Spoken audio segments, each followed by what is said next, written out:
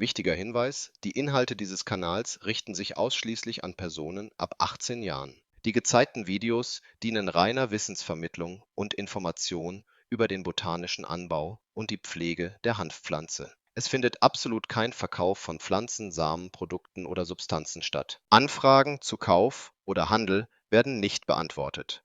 Die Inhalte sind keine Anleitung zur Nachahmung und fordern nicht zum Konsum oder zur Herstellung regulierter Stoffe auf. Hast du dich jemals gefragt, warum dich manche Cannabissorten sofort hellwach, fokussiert und extrem gut gelaunt machen, während dich andere komplett ausschalten? Das Geheimnis liegt in diesem fruchtigen Frischekick.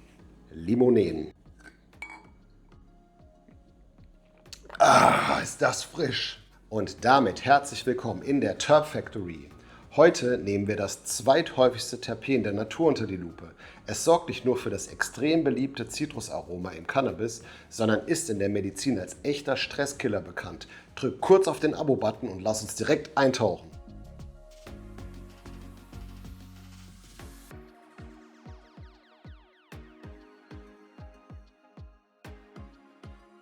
Limonen ist ein sogenanntes Monoterpen und nach Myrcen eines der am häufigsten vorkommenden Terpene in der Cannabispflanze.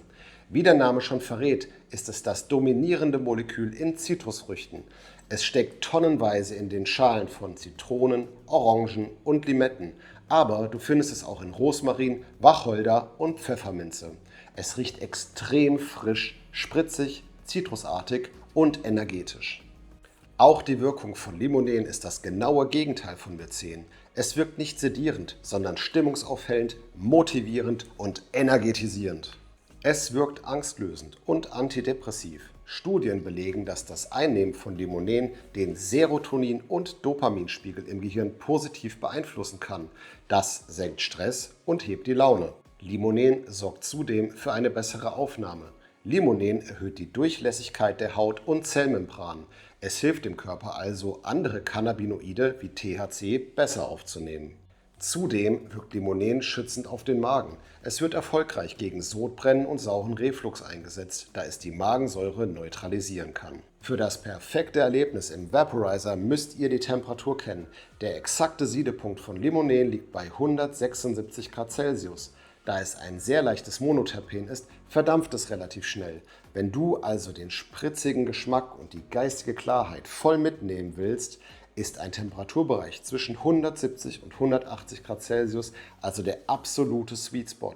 Alles darüber übertönt das feine Zitrusaroma schnell. Wenn du gezielt nach diesem zitrusfrischen Fokusbooster suchst, solltest du nach diesen legendären Sorten Ausschau halten. Super Lemon Haze, der absolute König der Limonensorten, extrem spritzig und belebend. Sour Diesel hat neben der Gasnote von Caryophyllene auch einen massiven Limonenanteil. Jack Herer, ein Klassiker für den perfekten Tagesfokus und kreative Energie. Lemon Skunk bringt das pure Zitronenaroma mit der typischen Limonenpower auf den Punkt.